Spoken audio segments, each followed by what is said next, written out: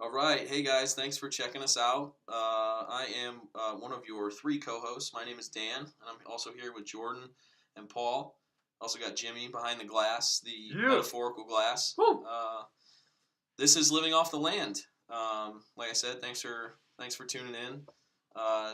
Since it's our first go around, just kind of want to go around the room here, around the table, and just kind of introduce ourselves and see where we all came from, how we're tied to Cleveland, and let's just get this show rolling. So, Jordan, tell us a little about yourself. Sure thing, Dan. So I graduated from Cleveland State in 2014, communications and journalism. I did that for a total of about 4 years, counting what I did in college. I've interned at like the Denver Post, American Spectator, Ohio Magazine, a couple places like that. So that's kind of where my Cleveland journey officially started. I was born and raised in Houston, though, so I lived there for 10 years. I lived in Detroit for 10 years.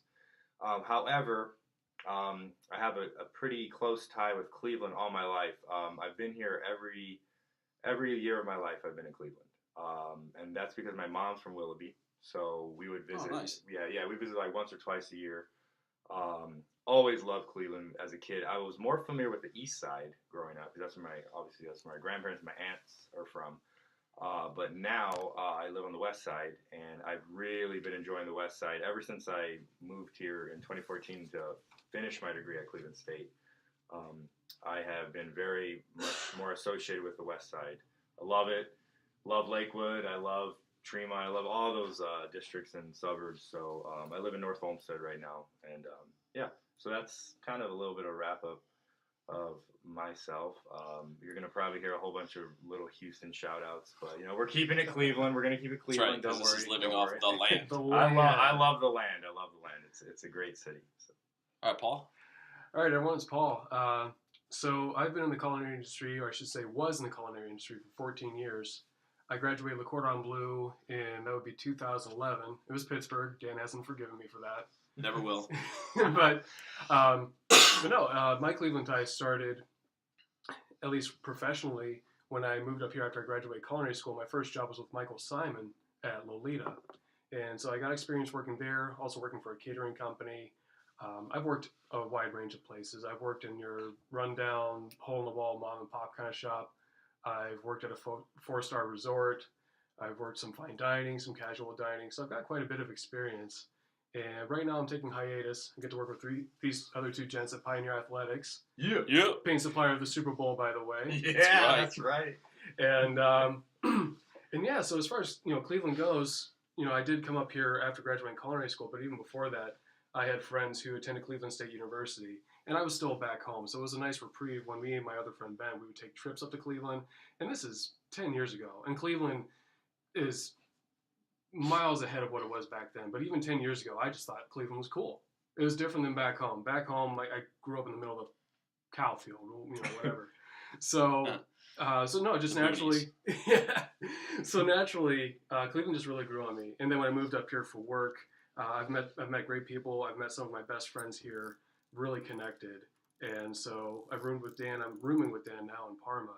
And no, it's just been great. I've been experiencing the West Side, the East Side, downtown, and it's just awesome seeing what's going on. So I look forward to seeing how it continues to grow.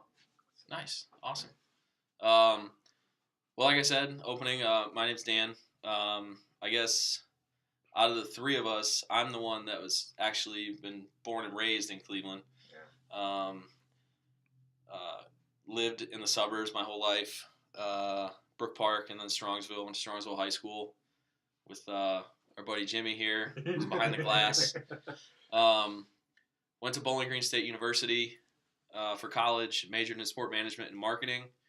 Obviously growing up in Cleveland, everything Cleveland is what I'm about. So Cleveland sports. We're going to get into sports later. We're going to talk about our interests in the Cleveland teams, but also just like, everything that has to do around Cleveland, like summer with the festivals, love doing that. The music scene, the restaurant, the bars, all that stuff we're going to talk about later on. But moved back to Cleveland after college, and just been trying to make it since. Like Paul said, working with these two guys, And yeah, so I guess there's not really much more to say about that.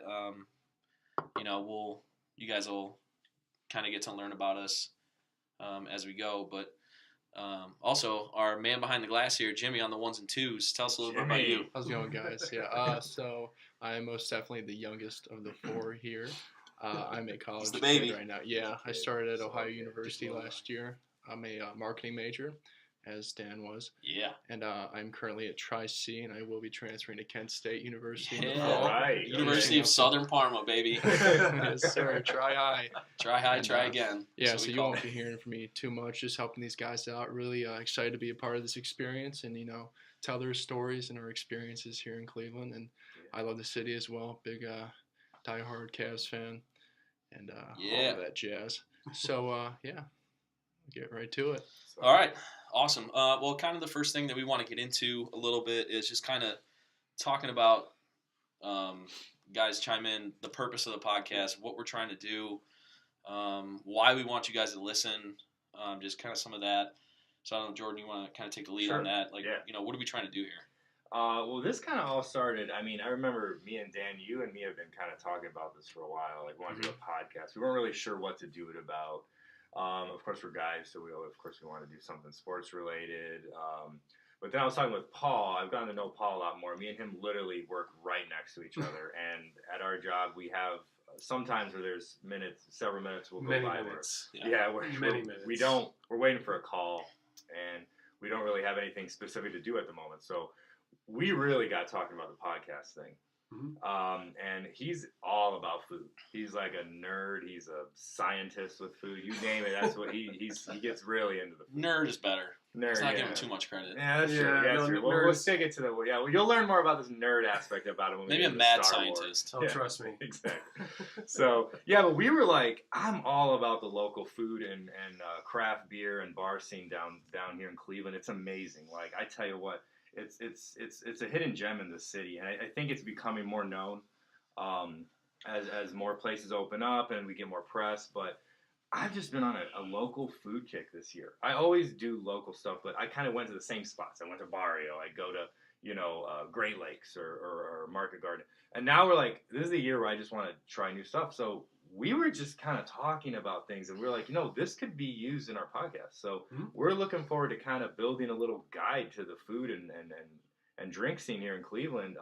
Little by little, we're going to review some restaurants. We're going to review some bars, new breweries, old breweries, compare things, and so that's kind of where we started this. And then Dan, of course, knows a lot about the sports stuff over here, and I'm really into Cleveland sports too. Like I said, I'm from Houston, but I love Cleveland sports as well. So we're going to kind of mix it up, as well as you mentioned earlier, festivals. Cleveland has a lot of fun summer festivals.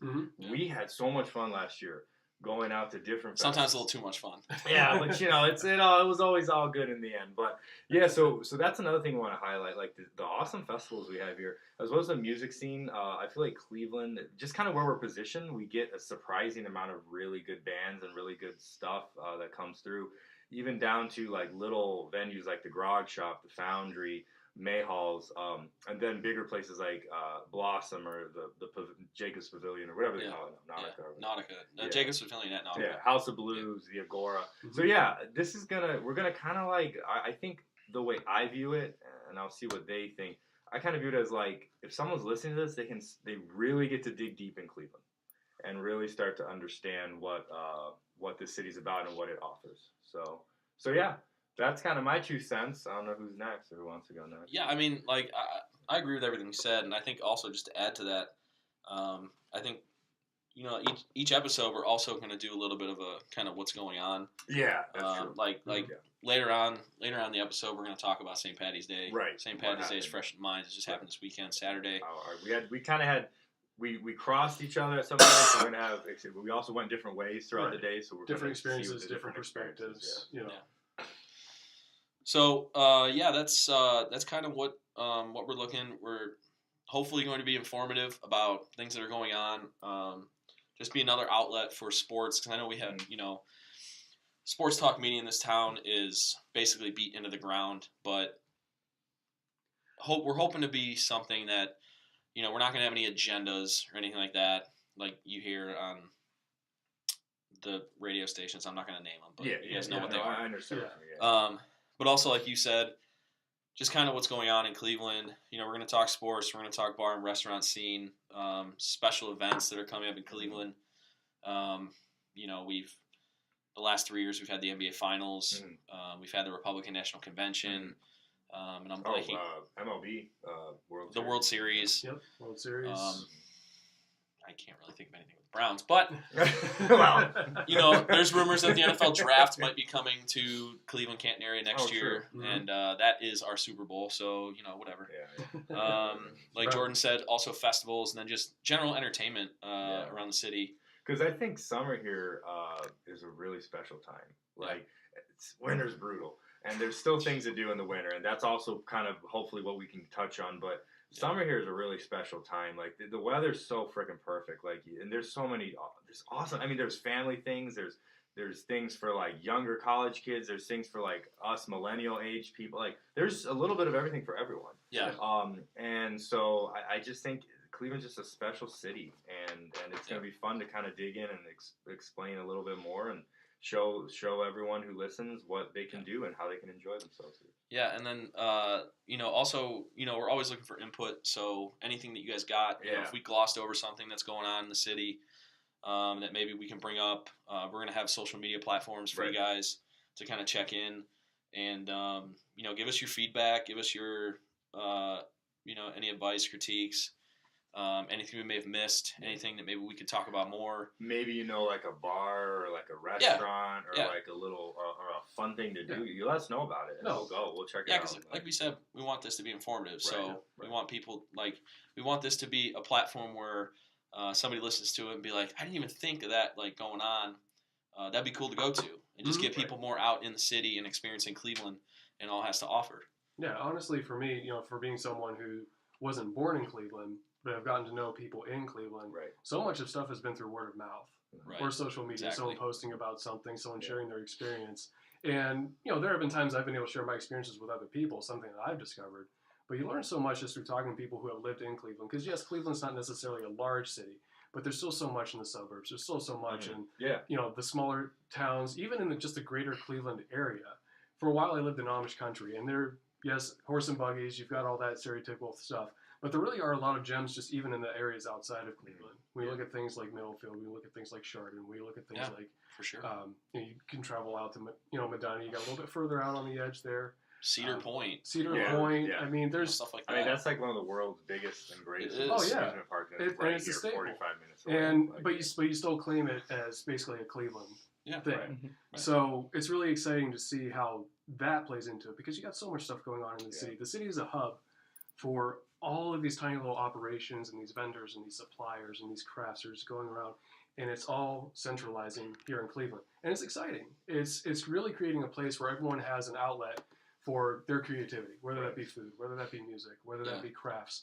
And so it's awesome to see how it's all coming together and just being able to explore that with friends. And I think, too, kind of going off what you said, I mean, we mentioned Cedar Point, but I think this podcast is also going to go deeper than Cedar Point because everybody knows Cleveland. Okay, what is Cleveland? Rock and Roll Hall of Fame, Cedar Point. Right. Oh, what's the Football Hall of Fame in Canton? Like that. Those are things that people just, no, we're going to go deeper than that. Like, and because as we all know, there's so many more fun things to do on top of those things. I mean, there's just like what we did this past summer and fall. Just people don't know about German Central in Parma, right? Where we went to all those festivals. Right. They had an Italian festival there. They have Oktoberfest. They have a Russian festival or Ukrainian. I can't remember which, but which are fun, man. If you're into they're that, amazing. There's so much fun. Different types of food. You pick any sort of Orthodox, and there's a festival for it. Yeah. You pick any sort of Orthodox, and it's funny. A lot of it is centralized in Parma. But I remember going to a Greek festival out in North Royalton. It was North Royalton, but also in the Cleveland Heights area. Oh, okay. Yeah, because I know that there's the one that I know of is the one at St. Paul Goya on Wallings Wallings in North Royalton. Right. Oh no, that's right. We checked that.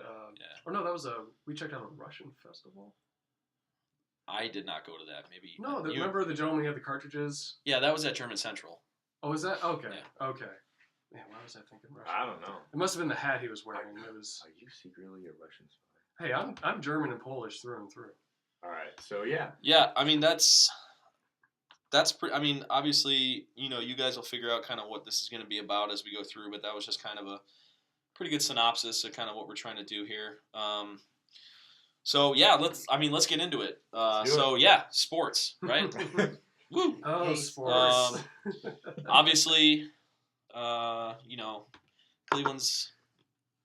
We just went 1-31 in the last 2 seasons in the NFL, but all anybody can talk about is the Browns. It always has been a Browns town. It always will be a Browns town. The Cavs broke the 52-year NBA curse, and it's still a Browns town. LeBron James is amazing. He's one of the best players of all time, but all anybody wants to talk about is who's going to be the quarterback of the Browns, which leads us into kind of our first topic today, and it's, like I said, to open the podcast about the draft possibly coming here. It's our Super Bowl, so we're going to talk draft. So and since I'm the expert on NFL draft and all things NFL, I am going to moderate the discussion.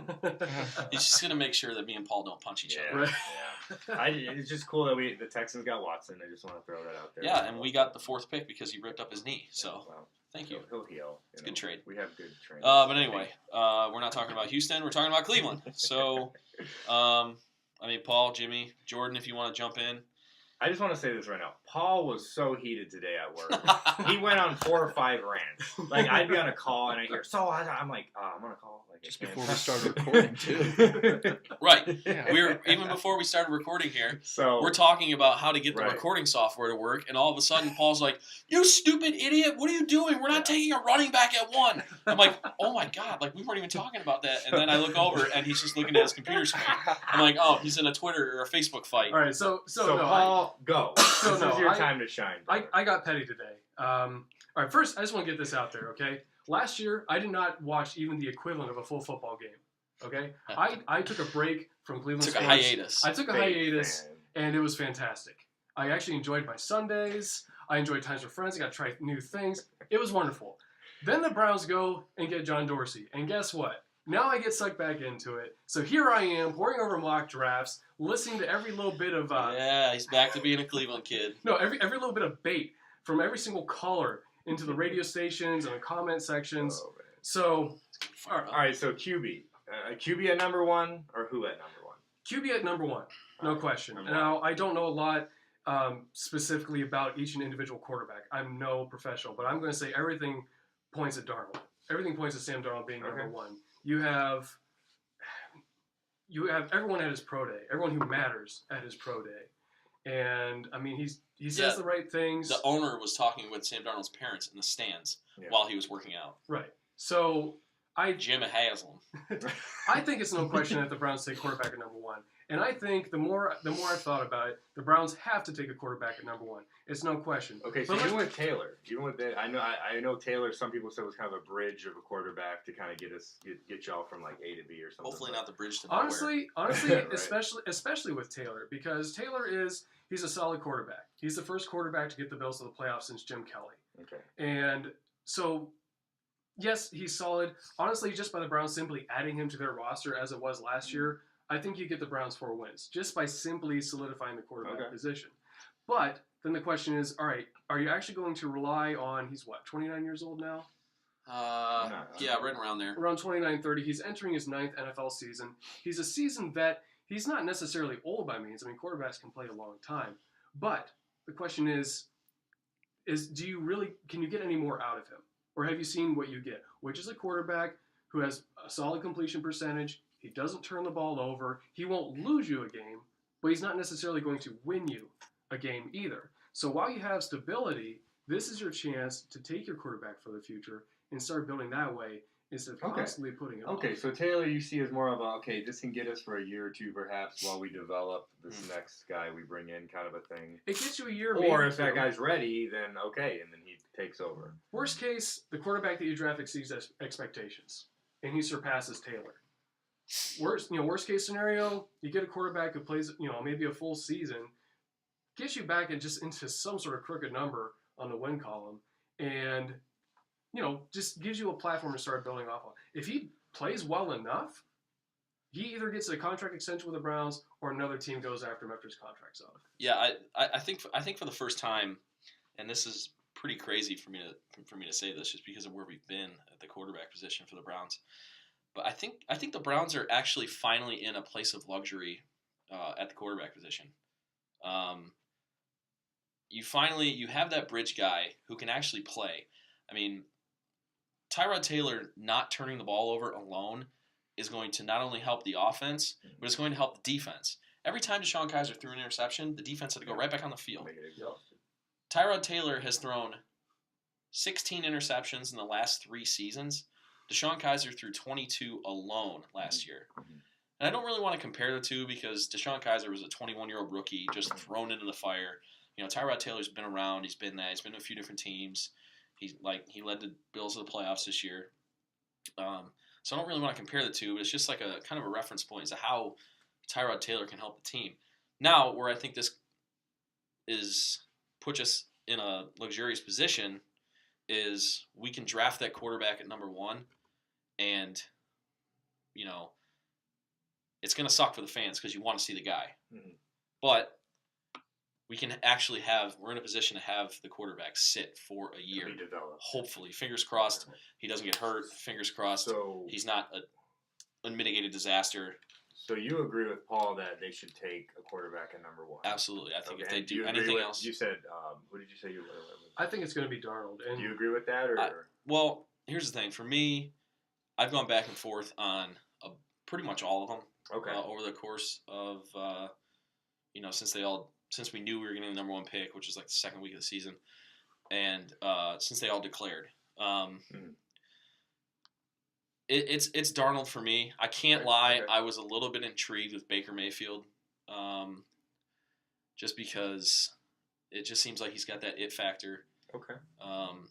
He's basically, to me, I'll admit, I was super excited when we drafted Johnny Manziel. I was screaming in my house. I was screaming in my house. I can testify. Screaming. Paul can prove that. There are things that I didn't know about Johnny Manziel, though. And that none of us knew. I didn't know... You know, he had the problems with alcohol. I didn't know the problems with drugs, allegedly. You know, I guess not allegedly. He came out and said it himself. Yeah. The partying and all that, just no commitment to the team. But the things that make him exciting on the field, I think you see a lot in Baker Mayfield without the substance issues that derailed Johnny's career. Yeah. That's not to say that Baker and Johnny are the same type of quarterback on the field, because I think there are stark differences between the two. You're talking about like the personality. I'm talking about personality, the way he fires up his team, right? The type of leader he can be. But yeah, for me, I think it's Darnold. To me, Darnold checks all the boxes: height, weight, arm strength, mobility in the pocket, ability to make plays out of the pocket when things break down. He seems like he has a really good head on his shoulders. He's a leader. He had his pro day yesterday. And everything I saw and heard from him makes me think that that's the way they're going to go. They literally sent the whole organization out there to watch his pro day. They didn't even go to Baker Mayfield.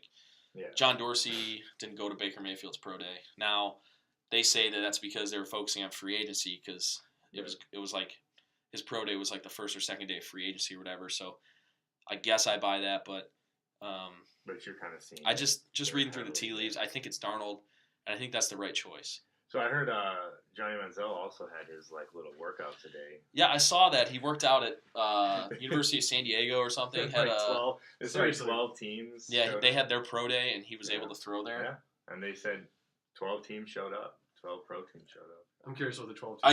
I guess he did really well. They had a list, but I don't have it on me right now. I don't think he's getting back in the league this year. He's not. You really don't think? No. Okay. All right. No. Okay. But anyway, he's not. Okay. Yeah. He's not part of the. All right. So the next thing, and we'll wrap up NFL. So let's kind of maybe speed through this as fast as we could. What about number 4? What's the 4th pick? What are they going to do? Or what should they do? All right. So number 4 pick. With the Jets moving up, I think that makes it a consensus that picks 1 through 3 are quarterback. There's no other reason that the Jets would move up to number 3. Okay. So what happens there? Picks 1 through 3, they're quarterback. The Browns get their guy at 1. At number 4, you still get the best player available in the draft. Who is?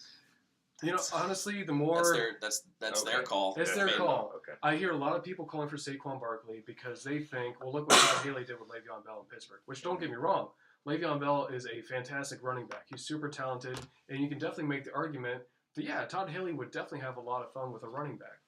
But at the same time, you have to determine what do you value most. Do you value someone who disrupts the quarterback on the other side of the field, or do you value a running back at number 4? Let's face facts. Saquon Barkley is extremely talented, but running backs don't win Super Bowls. They don't. They just don't. Not since Jim Brown won the Browns a championship back in, what was that, 64? Something like that. Something, I can't remember, 63, 64. Early on in the NFL, yes, you had teams that were led by, power running backs and stuff like that. But that was a different game back then. It was a different game back then. Very different game back then. And also, when you look at John Dorsey's drafting record, he's found running backs in later rounds. And part of the reason for that is because when you look at a pool of running backs, the depth of talent is considerably larger than quarterback, because a quarterback is a single position on the field. There's no rotation. When you have a running back, you're rotating 2-3 running backs a game, each one with a different skill set. So you can find someone in mid-rounds that fits what you want for your offense. So you can go to your offensive coordinator and say, hey, is this the guy that you need for said scheme, said down? And say, yeah, that's my guy. Okay, we can get him third round. Kareem Hunt, third-round pick. Now, it doesn't guarantee that you'll get him, but when you look at a guy like Chubb, when you look at a guy like Ward, Fitzpatrick, that's a high-impact defensive player that you can get immediately. Don't risk it. I think you draft defense at number 4. Okay. Yeah. It's interesting after what happened today. Just kind of something I jotted down was the Giants have the second pick. They traded Jason Pierre-Paul today. I didn't know that. Yeah. Okay. So it kind of throws me for a loop because I was starting to maybe not write it in pen in my mock draft or whatever, but definitely in pencil. For me, at least, I was starting to write Bradley Chubb's name in there at 4. With the Giants trading Jason Pierre-Paul, maybe they take Chubb at 2, possibly. I've heard a bunch of people saying that them trading JPP signifies that they might trade down out of 2, which I don't really know I don't understand the correlation, but I heard people say that they were going to do that because they're going to be in rebuild mode and they want to just get a bunch of picks. Well, if they've publicly recommitted themselves to Eli Manning, who's 37, they're not in rebuild mode because Eli Manning is 37 and he wants to win. Right. So it's interesting to me. I don't think the JPP trade has much to do with it. Okay. But I could see them taking Bradley Chubb at 2, but I could also see them trading out because there are teams outside of the top 3 that are desperate for a quarterback. You've got Denver, Buffalo. The Jets already traded up to Denver. Didn't they get stuck with Brock again last year or something? Yeah. As a backup, he had to play eventually. The Browns paid him $15 million to play for the Broncos. And to get a second man, that is Arizona also. Arizona. Yeah, those teams. The Jets already traded up to 3, which I could go on a whole tangent about how weird that trade is, but But yeah, I think if it were me, if quarterbacks go 1, 2, 3, which I think they will, I don't know who's going to be picking 1 through 3, but for me, if I had a choice of the best player outside of the quarterbacks at 4, I would go Bradley Chubb. So I think if the Browns walk away, I wouldn't be upset if we took Barkley. He's a touchdown maker. And you said that running backs don't win Super Bowls.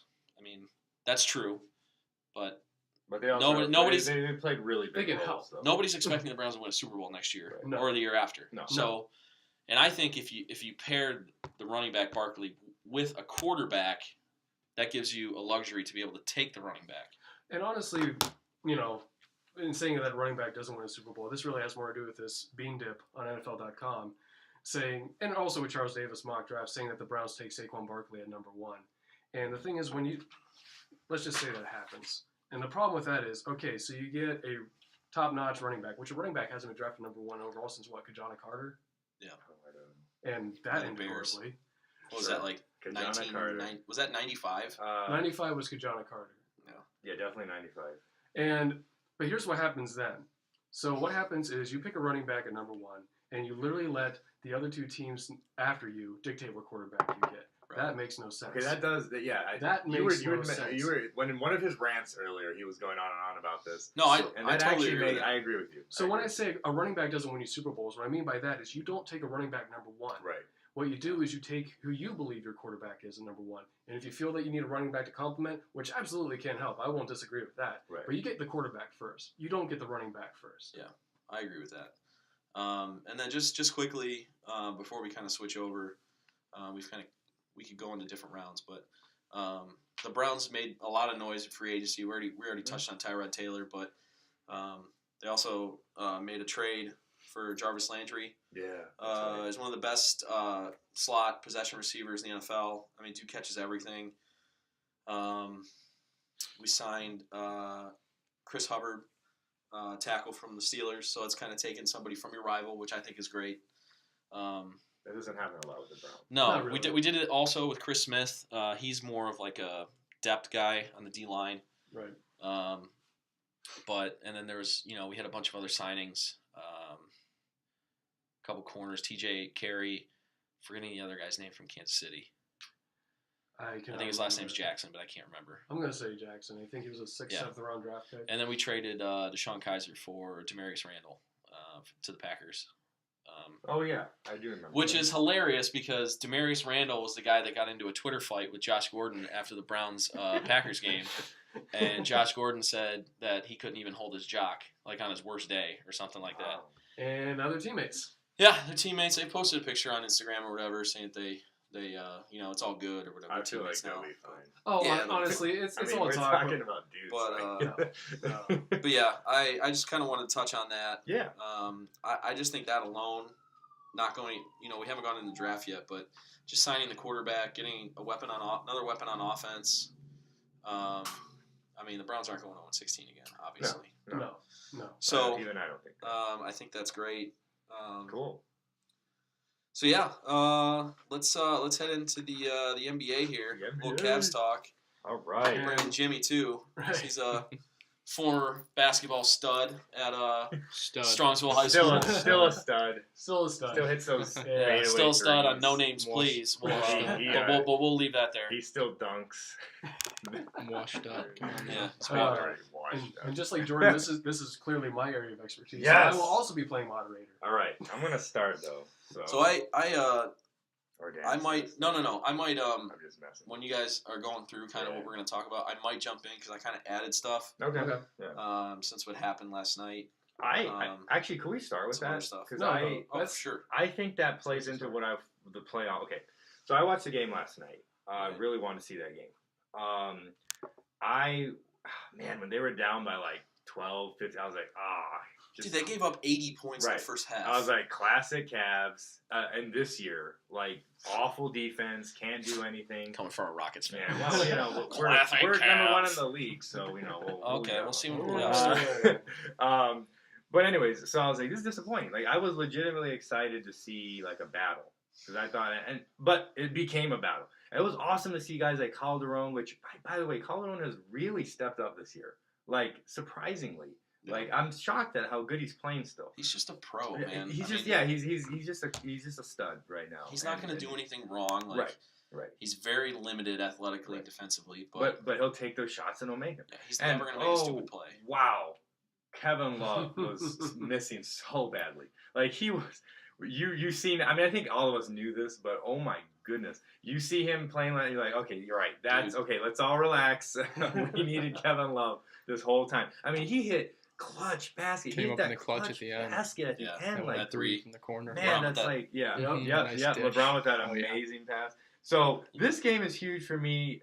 I think for several reasons. Number one, you took down the number one team in the East. I mean, this is a team that beat the Rockets and that broke their streak. I mean, this team's a good team.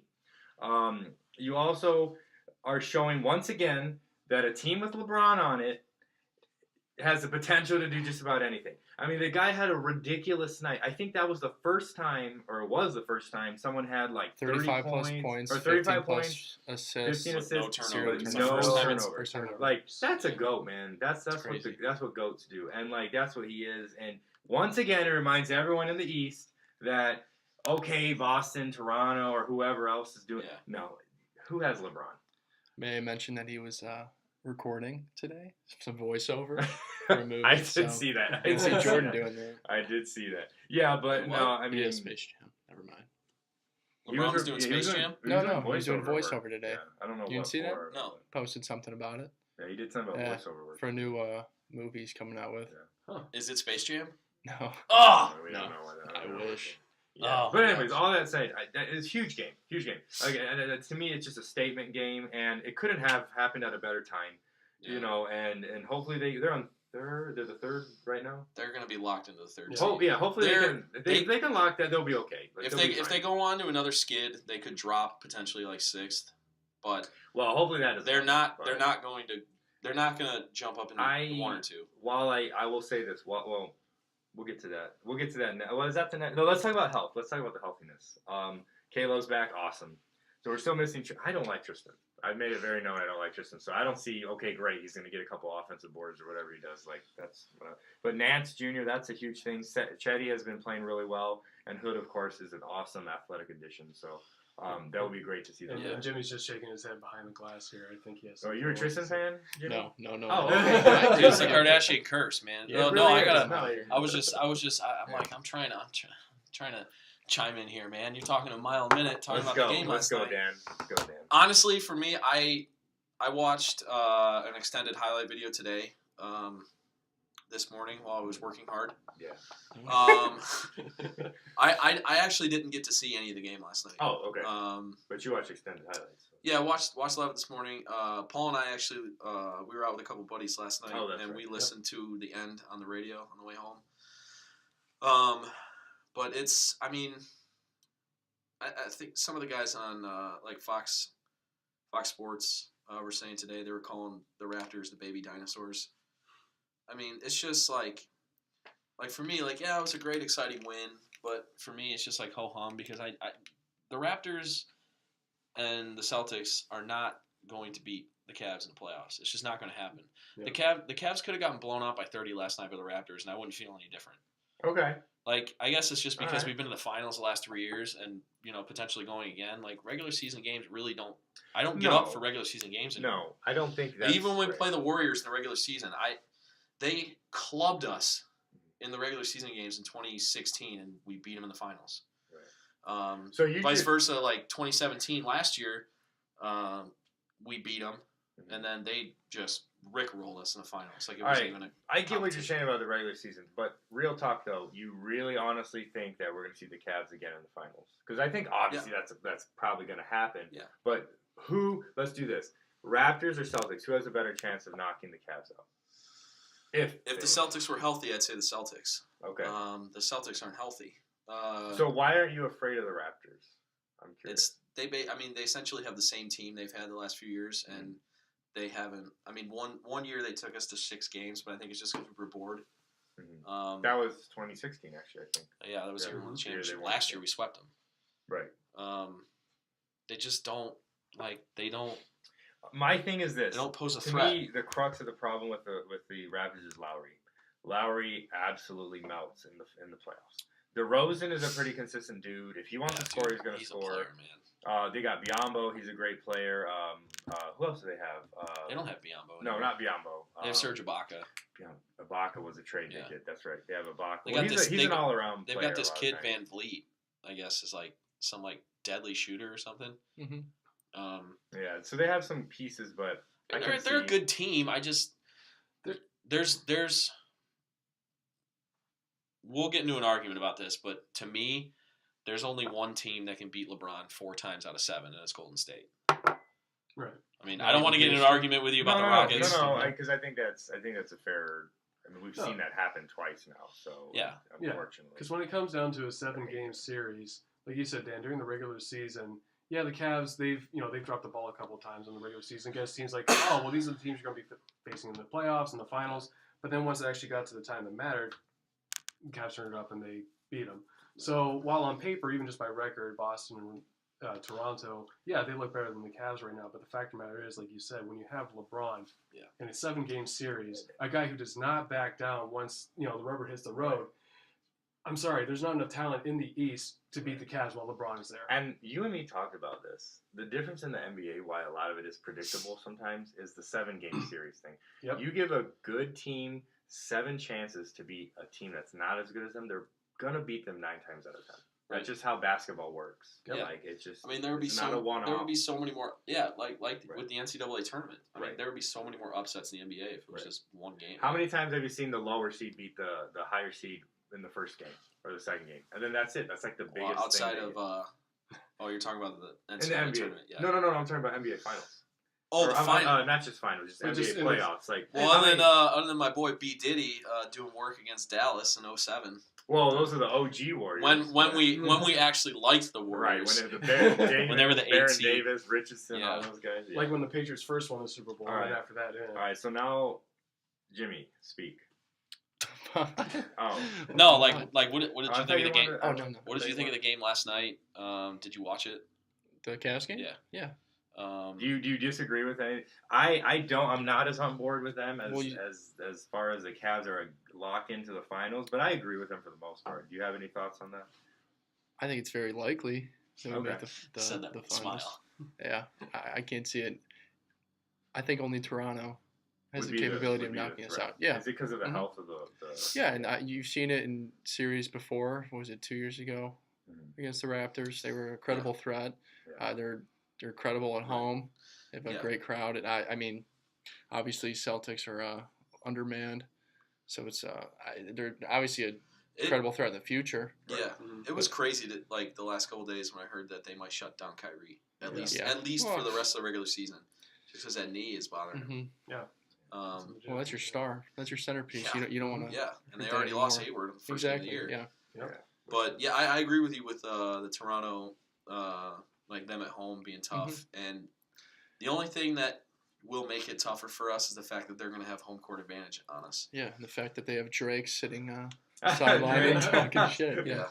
Yeah. All right, so given all that we've talked about, let's just go ahead and say who's making the finals this year.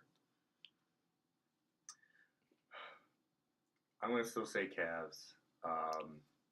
I'm gonna be that home fan. I'm gonna say Cavs Rockets. Dude, I mean, they're I Rockets okay. are killing it. All right, no. So Dan, you say Yeah. Cavs Rockets? No, No, he probably absolutely not. You say Golden State? There's a caveat because the Warriors are battling like just like the Cavs have all year, like major health issues right now. Like Right. all 4 of their All Stars are out right now. I think Steph Curry's supposed to come back tomorrow, Mm-hmm. but Kevin Durant's got like broken or cracked ribs. Draymond's been battling like a knee issue, and Klay Thompson. Even Klay was- Klay Thompson broke his shooting, like the Yeah. thumb on his shooting hand. Like that's huge. Yeah. That's Mhm. huge. If the Warriors are healthy, as good as the season as the Rockets have had, No, I won't. I disagree can't with you I there. can't won't disagree see with you there. the Rockets beating the Warriors. So I'm gonna go with it's gonna be a Four-peat? it's Gonna gonna be be a a four-peat? four-peat with the Cavs and the I Cavs and the Warriors. want to say this because, and I won't be long, I promise. But I think the difference this year, where the Rockets have a chance, in years past, they never gave them a chance. Yeah. Minus 2015, where I had no idea how good the Warriors were. I was like, oh, Rockets, Warriors, Western Conference Finals, Rockets got this. I had no idea what was to be expected, but anyways, Yeah. that's a different story. I think this year the additions of Mumba, Mute, and Tucker, of course, CP3. Those 3 guys, not even talking about the offense that CP3 brings, but I think the defense that CP3 brings in the guard position. You got Mumba, Mute, and Tucker, who can defend a lot of different guys on the court, including guys on the Warriors. And the fact that Draymond Green is just neutralized as of late, he's just not the threat that he used to be. I think it's possible that you could see, if the Rockets don't beat the Warriors, I think it's going to be a very competitive series. I really do. Even a fully healthy Warriors team against a fully healthy Rockets team, I think would be very competitive. I really do. I mean, The difference is the defense. yeah, That's you what know my my point thing is. with the Rockets. Well, I- right. Their 3 major components on their team is their coach Mike D'Antoni, Mm. Chris Paul, and James Harden. I don't trust any of those guys in the playoffs. They've proven it now. See, CP3's been in the NBA like how long's he been in the league? Like it's a while. he's It's drafted been a while. like 05 or something. He's Yeah, like it's been- 13 years it's been a in. while. He's never gotten past like what the second round or Second something. round because he never made it. I And agree. and you can't disagree. James Harden flat out choked last year. I don't think he did because all except for Game 6. No, except for Game 6, he had great games. Every game he had up until Game right. 6. The game But that they needed him the most. But there's other team members on that. There's other players on that team, and they also choked. So yeah, he choked. Okay. But up until Game 6 in the second round, he was a great player. Yeah, he was putting up 25, 30 points a game plus assists. So yeah, he choked in that game. But that was a disaster. Once they lost Game 5, that was over. I just don't think Mike D'Antoni's system works in the playoffs. We'll see. I do think that the way Daryl Morey built his team, the Rockets GM, is to beat the Warriors. That's literally how he built his team. I hope you're right because a Cavs Rockets finals would be great for this show. Honestly, that's what I'm hoping for. I agree. I'm hoping for a Cavs Rockets. Well, I think everyone wants to see that. Yeah, I would like to see think Cavs Rockets. the King versus Same the old. Beard, like that'd be a great show. Yeah. I But don't anyway. know. I think me personally, I want the Warriors again. Well, I'm sure y'all want to beat the Warriors again. I Yeah, mean, because that'd be I'm awesome. sick and tired of this nonsense of people crowning Kevin Durant already. Oh. Just because. You see his shoes he posted on Yeah, with Instagram? Snakes on Yeah. it. Oh boy, he's so edgy. Oh. Yeah. Who's- Well, yeah. last year didn't he do like the cupcake The one or mhm. whatever? Yeah. So he's playing into the villain role in the way Yeah, LeBron. because he has LeBron no just other couldn't do it. choice. He either gets wound up like he does on Twitter and be a little baby about it, or with he his burner multiple- account. or he fake plays accounts. cool. Uh, Did you want to discuss LeBron's future? Or Yeah, no, I just well, wanna- like, I think just quickly, like the four of us, like yeah. real quick, like what do you think he's gonna do? Staying. I think he stays. If they win the finals or get very close to winning the finals, I think he stays. I don't see any reason why he'd leave. All right, well, here, I'll let you go ahead because I have a point to that. I think he stays. With his son about to start high school, I just don't think that LeBron's going to want to uproot it. I mean, he has a house. I think he actually has 2 houses in L.A. But I haven't read it anywhere. Is his son like? Are they going to send him to St. V's? I have no I idea. haven't really read into that. Oh, okay. That's probably something you look up right now. Yeah, I don't. I don't think that he wants to move his family, and he said that his family plays a huge role in any decision that he makes, especially now. And I think with his son's getting older, like Bronny's going to be in high school, Bryce is going to be in high school not far after that, Yeah. and then he's got a little girl now. And they're phenomenal athletes from what it looks like, so they're gonna. Bronny for sure, yeah, because he's getting yeah. close to high school and he's got all the video on him and stuff. It's Yeah. it's incredible. Yeah. Like it's amazing. So they're gonna. But yeah, He's gonna want to make sure. I think he's going to stay unless everything just completely falls apart and the Cavs do something like ridiculous and lose in the first round to like the Pacers or something or whoever they play in the first round. That would be. Then LeBron's going to reevaluate. But I think especially if he gets back to the finals, if he goes to the Lakers, even if he brings somebody like Paul George with him, he's not going to beat the Warriors in the West, so he's not even going to get back to the finals. Right. No. And so, just tying into that, I think there's 2 reasons why LeBron stays. One, if he goes to the West, he has to get past the Warriors to get to the finals. No, It's let's gonna not just happen. forget the Rockets are probably going to be a good team for a while. Oklahoma's probably going to be a good team. San Antonio always makes smart. Yeah. There's a lot more Yeah. competition out in the West for LeBron to go through. It's not a knock against him as a player, No, right. but even him going there, it's just, let's just face it, it's much different competition. Right. For him to actually get to the finals would be a lot more difficult than him staying in the East. But second, I just don't think it fits the LeBron legacy. I just don't think it fits his story. No, I because don't think I it fits agree. just his image as an athlete, because while he is literally a global icon, but his global image has all been based about his play and his ties to the Northeast Ohio area. Yeah. And with him returning, he doesn't gain anything by leaving. Right. He literally gains nothing by leaving. Yeah. It doesn't improve his legacy. It doesn't improve he's his got a big image. ego too. And it doesn't improve his chances. He stays in Cleveland. He finishes out in Cleveland. Yeah. My gosh, that's the best captive story. Even if, just for sake of argument, even if they don't win another championship, Right. he brought a championship to Cleveland. Yeah. And gosh, He kept his promise. he kept his promise. And you see him at the World Series, just stoked for the Indians. You see him hugging Joe Thomas on the court after his retirement. True.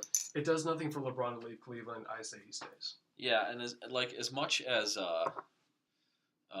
people hype up the discord between LeBron and Dan Gilbert, like Dan Gilbert owns the team, but LeBron runs it. Right. Let's be real. I mean, one of the reasons why he left Miami was because of how Pat Riley ran the organization. Right.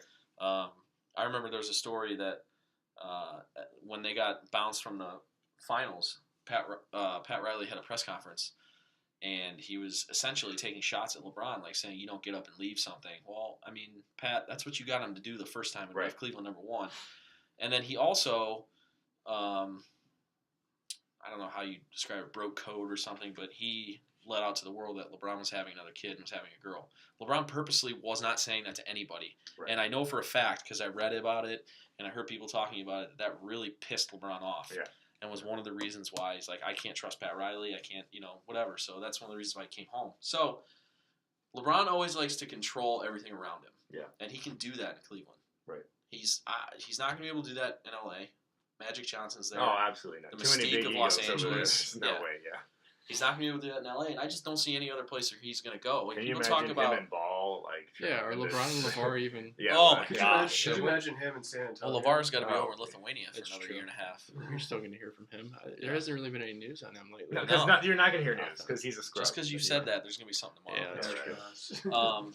Yeah. So- All right. So the Kings probably going to stay. We all agree on that. It sounds like. Hopefully. I think. Hopefully. And then Yeah.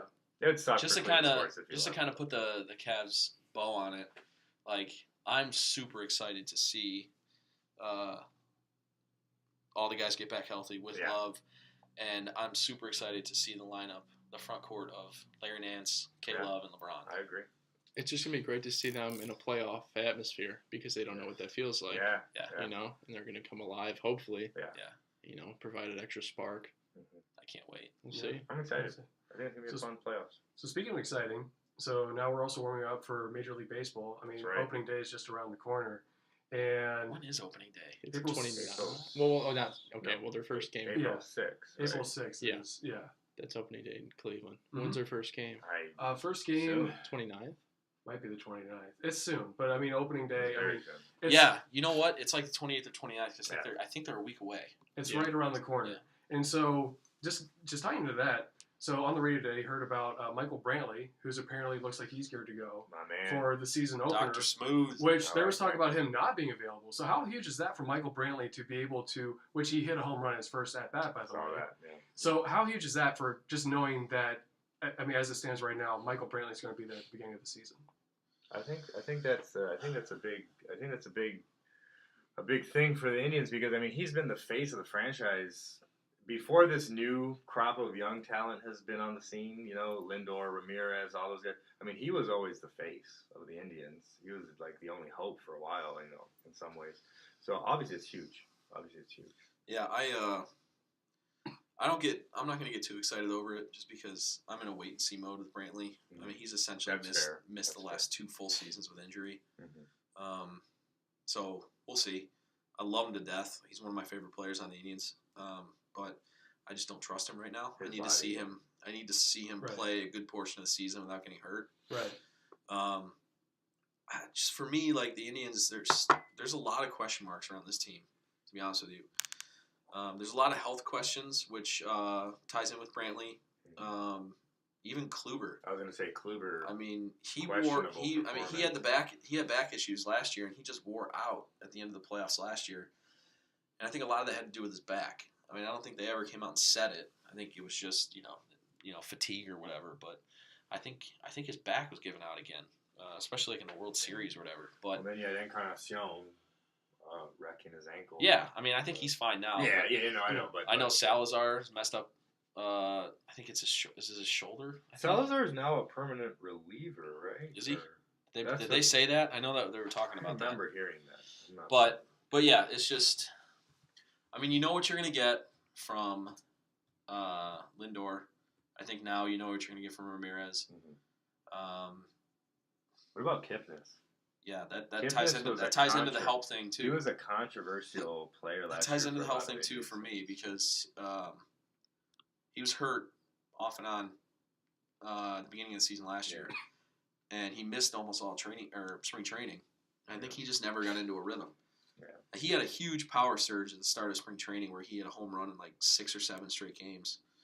So, if Maybe he he's got gets his back mojo. to his all-star form, like that's going to be a huge Yeah. lift for us. Yeah. Because we lost Jay Bruce, we lost Carlos Santana. That's a lot of power leaving our lineup. What was worse, Santana or Bruce? That's a really good question. Now, if the question is who would I rather still be on the Indians, I would go with Jay Bruce, just because I think our outfield. I was gonna say I agree 100%. If you look at just how he came in, he had a clutch gene in him where he would hit these home runs, or not just home runs, just like big hits in crucial times of the game, including the playoffs. Yeah, the playoffs. Now I loved Santana. Santana was great. Oh, of course, any Indians fan loves Santana. I think he's wearing down, or no, not wearing down. I think. He's interesting because he was never really consistent. He would always have a slow start to the season, then pick it up as we went along. But I think definitely because of our outfield depth or lack thereof, Jay Bruce is a bigger hit. Mm-hmm. Hopefully Chisenhall stays healthy.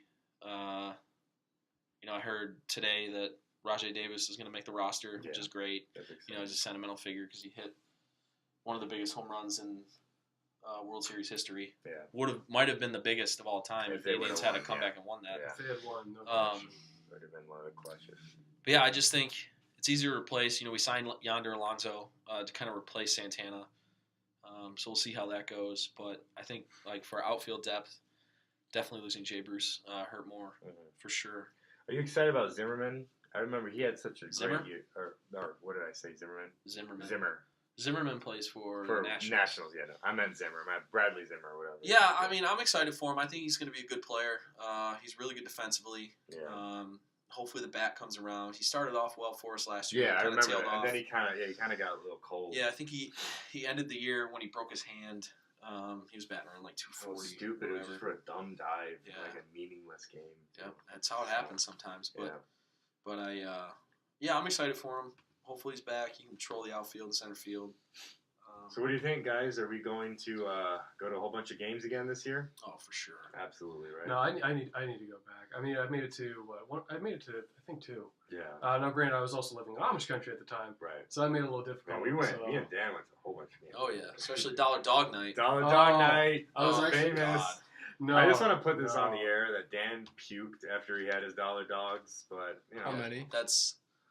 Well, that makes it twice. I only had 2. No, because that makes it twice. Because I remember, and I'm not blaming you. I was gonna say, you guys blaming me? They're freaking I'm Sugar not Dale hot blaming you. dogs. I kept them down. I distinctly remember. Well, that's because you're trash. I distinctly remember going to a Dollar Dog Night. I was excited. That mustache. We'll edit that out. Don't worry, Jordan. Yeah. No, when I first lived in Cleveland, I distinctly remember going to Dollar Dog Night with Dan, and I remember, gosh, me like an idiot.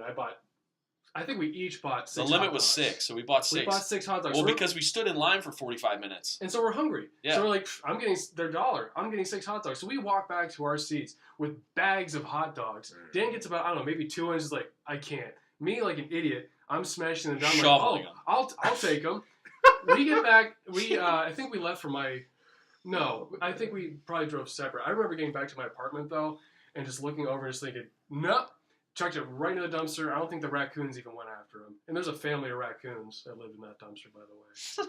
So, no, Dollar Dog Night. I struggle with Dollar Dog Night. I'm excited. I'm super excited to go back to an Indians game. I like Dollar Dog Night because it's the first night I can spend more on beer than I do food. So that's because they have the $2 to $3 like domestic like Bud Light or Miller Lite. That's like, isn't that the pre? Oh, that's right, in that corner. Which that's bar. a good deal, by the way. If any of y'all don't go to Indians games, go, and when they have the $2 Miller Lights, it's an amazing deal. Also, Labatt, I believe. Yeah, it's a good deal for a ball game. It's an amazing deal. Well, for a ball game, but $2 can of Miller Lite is. Yeah, but we're talking about a ball game where you'll spend $12 on. But to be fair, it's a 24. I will say that though, going to an Indians game is probably out of the sporting events. That's like my Cavs favorite. games are great.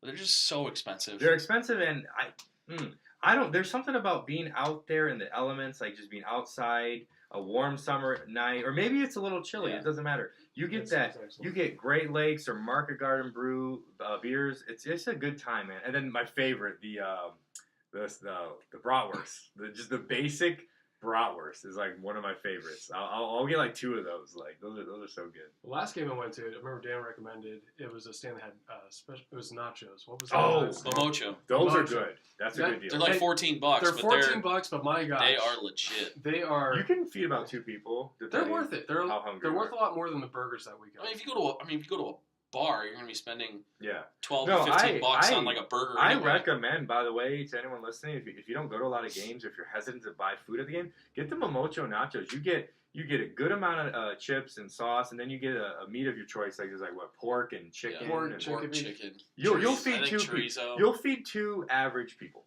like Yeah. unless you're really hungry. In which Like, case, you eat it yourself and you're satisfied. or maybe you can split it with 2 or 3 people, but you snack.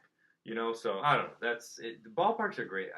Ballpark games are great. I can't wait to go back. All right, so yeah, we'll definitely try and get out to a game. Yeah. So I mean, obviously a lot of games. Right. But so yeah, I think we I think we're good with sports. I think we kind of went over everything. After we said we're not going to talk Yeah, we way kind of too much about went sports. over Wow. what we're gonna do, but That's Hey, fair. whatever. I mean, it's It's- the first episode, guys. it's Bear the with biggest. us, It's the biggest passion of Cleveland is It sports. really It's is. It really is. it's a No mid-market size city, but I mean Cleveland. It's up there with.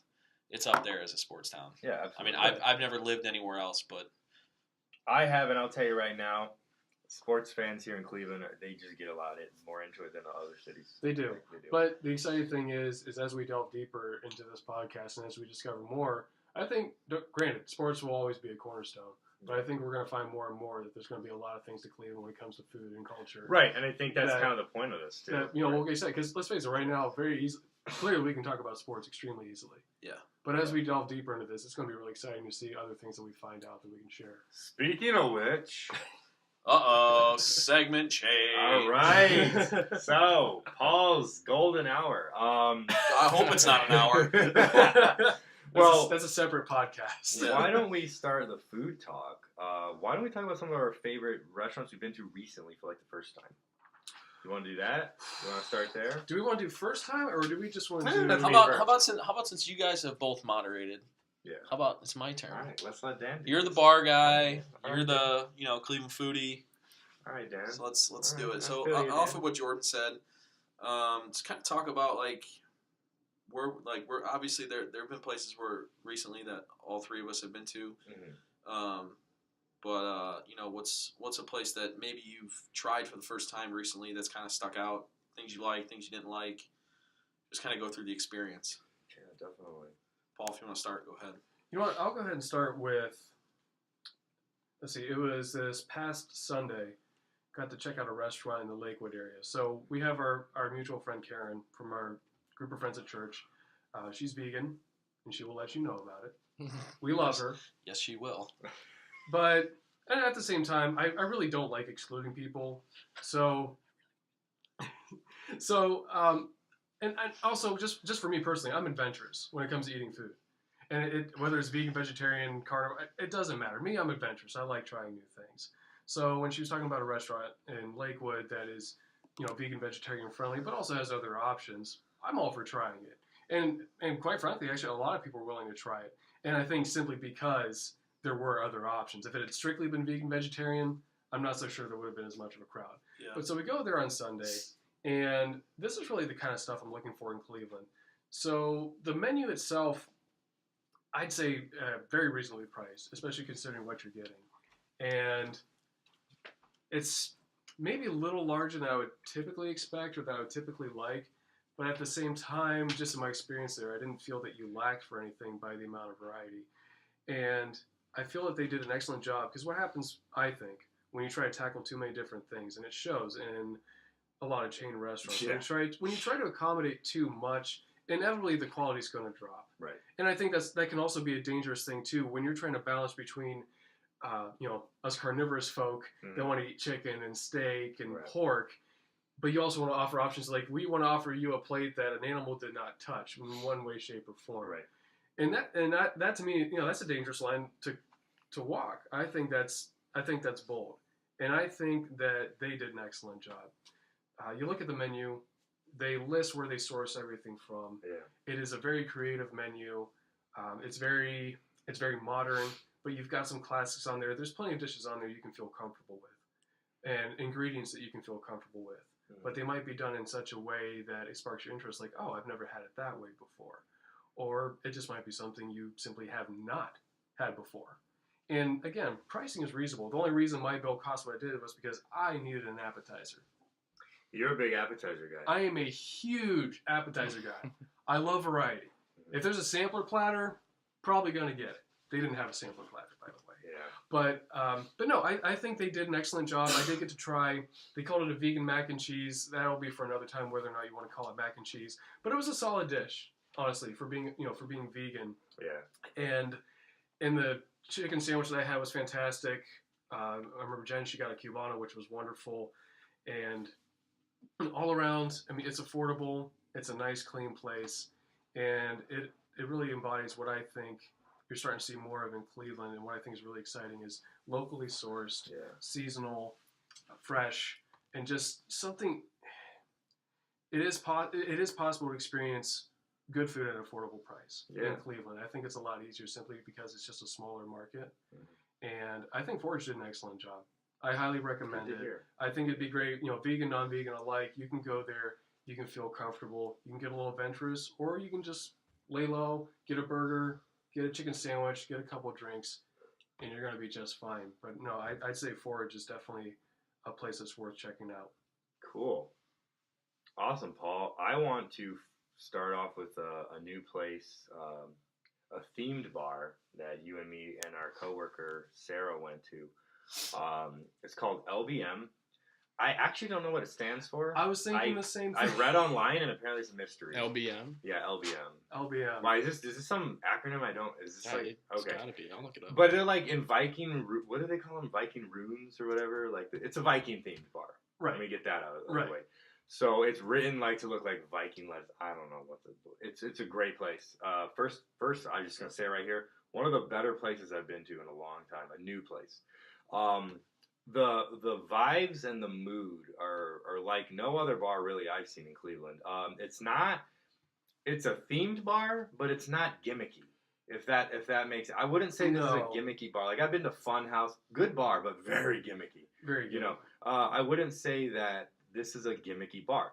Now, there are a few things that might come off as gimmicky, like they play like heavy metal, and I'm talking like a monomoth, like they're playing like legit metal, and that's cool. I love metal, and I think that's a great vibe to have a bar that plays metal.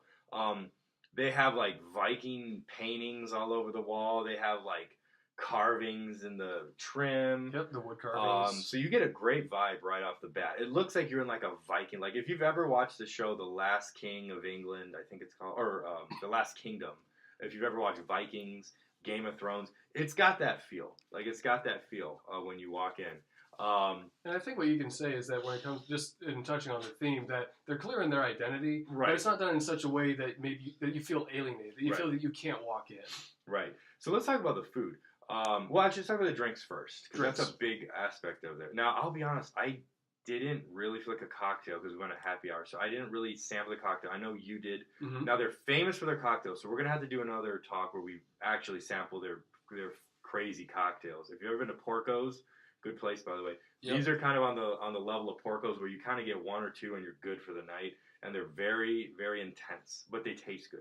Porco's is kind of expensive, isn't it? Porco's is very expensive, $12 to $13 a cocktail, Oh, but they're intense. No, they're intense cocktails. Goodness. But LBM, so the food, we got the burger recommended to us by our it's a great deal. Happy hour, it's only $8. You get a We're at LBM, this Viking bar. $8. Apparently And Dan hasn't been paying attention. oh, so, no, but no, seriously. I mean, $8 for a burger anywhere is fantastic. I mean, that's Applebee's pricing, But you're getting a locally sourced and delicious meat. and I mean, even at its regular price, honestly, right. at $14, 14 isn't a bad deal either. it's still not a bad deal. You get fries with it too. You get fries with it too. Honestly, their happy hour food menu, One of the better I've met. one of the best, easily. I mean, there's only about 5 or 6 items on it, but you cannot Right. beat it. I You got the personally, cracklings too, right? I got the pork cracklings, the burger, and a cocktail for $18. Yeah. where in Lakewood is this? It's in Birdtown area. So, Yeah, it's on Madison yeah. and around 123rd. So what's that near? I don't know Lakewood that Winchester? well. Have you ever been to the Winchester? I know where that is. Okay, Yeah, it's near there. It's a stone throw from the Winchester Yeah. Oh, okay. on Madison. It's kind of the part of the really hipster part of Lakewood. It can get Like pretty the hipster. least developed part of Lakewood. Least Yeah. developed, but you've got a couple of gems in there. But no, This is one of them. I mean, and then Sarah's boyfriend got like a cauliflower or something. And yeah, it was a purple I cauliflower. didn't try it, but it appetizer. looked really good. I mean, it looked very Oh, delicious. It looked excellent. Like I said, for someone like Yeah. me, I'm willing to try anything. They also have drink specials. They have like 4 cocktails. They're $6 a piece. Very intense cocktails, so they're good. Like it's worth it. And they have what was the beer I had? It was like a cheap beer. It was a cheap beer. But it was I very can't good. remember. $3, so it's not bad. Right. You can get a couple beers for $6. And the cocktail that I got, it's a classic cocktail. It's a Sazerac, which I would liken to a sweet Manhattan. Yeah. Which yeah. I've had a Manhattan before, and my gosh, Those are intense. it's Yeah. intense. But no, the Sazerac, and honestly, very drinkable. you only need one. Extremely drinkable. You just sip on it. It's sweet. It's got great flavor. You lose nothing for it. It's not sweet in the sense of some super sugared up, mixed Right. drink that you get at the bar Right. during ladies' night or something. Right. No, it's still a gentleman's drink, but my gosh, it was smooth and sweet. It was delightful, along with just the incredibly reasonably priced happy hour. Right. We just loved it. Like I can't wait to go back. I can't wait either. to try the pork belly. I can't wait to try several other foods I saw on the menu. Poutine? The poutine. Yeah, That's poutine, also poutine is $6 during happy hour. which that in itself is also an Right. excellent A deal. good deal, man. A good freaking deal. So No. and I can't wait to go and try their big time cocktails. They run around $10 to $11 a piece, but they're intense, and I can't wait to try them. So They seem like what you guys are talking about. They Right, seem kinda like like the kind of pork cocktail that I would probably feel okay getting. Me personally, I don't ever go out really just to get a drink, but right. who knows? With something like that, honestly, Right. you know, I wouldn't go to LBM and not get food though. You have to try the food. All right, can I just stop this just for Yeah. 1 second? We'll get back into it. Loyola is going to the Elite Eight. No, who They beat What? Nevada Yo, 69 to 68 wow. just now. what? That's crazy. You guys can't see us, obviously. Me and Right. Jimmy were just freaking I out. saw y'all freaking out. I need to find my bracket because I know I had them. Oh yeah, that's another Torched. thing we probably. Torched. No, you know what? Actually, judging by how my bracket is, let's not go into that. All right. Well, because- my that's bracket. fair. No, actually, no. My bracket's screwed because I had North Carolina going, so that's already. yeah, I had Michigan State playing North Carolina championship game. Michigan State winning. I had North Carolina. I also had I had- Virginia in I the had Final Michigan, Four. Oh, I had that's Michigan bad. State going to the Final Yeah, Four. real bad. Who's the fourth one you had? Nova. Okay. Yeah, so I still got one. Anyway, sorry. Back no, to Back no, into what no, you, sorry. no, So that's LBM. That's the place that stands out to me the most. I've been to a lot of new places myself, but they're just like I've been to a lot of Mexican places. I'm on the great search for the best Mexican food in here, and this is something we're going to talk about more. Cozumel was good, just Tex-Mex. I'm sorry, it's just Tex-Mex, but it's good. I went to a place, Paul, you recommended Villa y Zapata. Good place, but it kind of fell back into the Where's that Tex-Mex at? vibes. I need to go again though. But in all fairness, I've been waiting. Just stop. I've been waiting the entire episode for Jordan to drop a vibes reference. Oh, I already did. It's his favorite I did. thing ever is I to did. talk I about talked the about the vibes. LBM. the vibes. But now here's the thing, That's and true. we Vibes are actually important. talked about this in length. So I appreciate a different perspective on a place like Villa Zapata. But we Right. also discussed the fact that when you went in expecting a Tex-Mex joint, when I first got exposed, No, I was no- expecting not a Tex-Mex joint. You were not expecting a Right. Tex-Mex. I was joint. expecting the taqueria atmosphere. Ah, We'll talk about What's that the more. difference? Taquerias are basically we can get straight up northern Mexican authentic food. Okay. You get the street tacos. You get the it's mainly about the meats, so you get barbacoa, carnitas, al pastor tacos. Like these are authentic street. Yeah. And then all they put is cilantro and onions and a little lime on top. That's So what what's you get. considered Tex-Mex? so Tex-Mex Tex-Mex. is what you would like Maya or Got it. places like right, that. Maya, Okay. Cozumel. They're good, No, but it's not yeah. what you're But doing. we're going to be going back to Villa Zapata because two Yeah, things. we are. One, Jordan didn't order the item that I recommended, which is the Right. chicken quesadillas. He Fair, completely I did. ignored my I did. advice. Two, apparently Jordan didn't know that there was another side of the menu. So Right. Yeah. Well, I mean, fair. in his defense, you went to a Mexican place and he is Mexican, so he knows. But I will give him that A he little knows more preview. about authentic cuisine. I am But- very excited. Nope, we're done with this topic. I am very excited about a new place I discovered last night. I only sampled it, so we're gonna have to go and give you a full review. It's called La Plaza Supermarket. Yes. It looks like just a dinky supermarket. Has this little deli in the back with authentic Mexican tacos and burritos. They got tamales, they got bolillo bread, they got pan dulce. What about They- enchiladas? They do have enchiladas, Enchiladas. but the main thing is the tamales. You know how rare good tamales are. And then Good they have tamales. pan dulce. It's extremely rare to find fresh pan dulce in this city, and they have it here. They had the salsa. Me and my girlfriend Teresa tried it last night. It was fire. I wouldn't eat it with chips and dip. I would put it over tacos. It's very hot and it's intense. No, it's an interesting thing because I actually worked just up the street from there. I actually had to go there once for work to pick up something. We were doing some sort of theme menu. I mean, you walk in there and it's not like any grocery store you've ever been into. No, it's very foreign. Forget the quote ethnic section at Giant Eagle. I mean, you're walking in there and you've got cow tongue in the cooler. Yeah. Which is very good, by the way. You've got queso fresca. You've got head cheese. Maybe. I didn't see that, but they probably. It's one of the most disgusting things in the world. You've got bins of dried chilies. Yeah. You've got.